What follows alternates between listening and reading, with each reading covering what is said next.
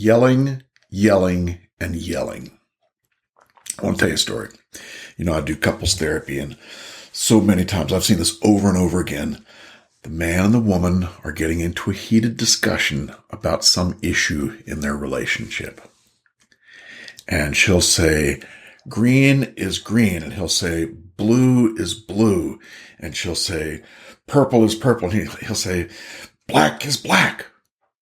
And then she says, stop yelling at me. He goes, what?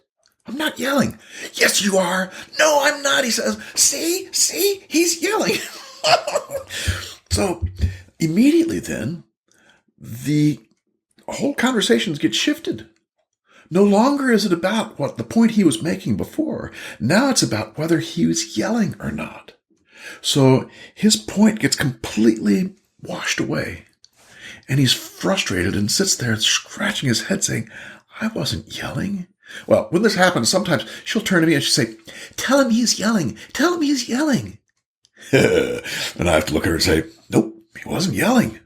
He wasn't yelling at you. His voice was louder than it was before, but that's not yelling.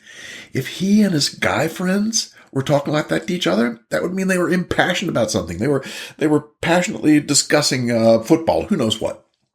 But that wasn't yelling. And he knows, and he often says, look, if you want yelling, I can do about 20 times that loud. That's yelling.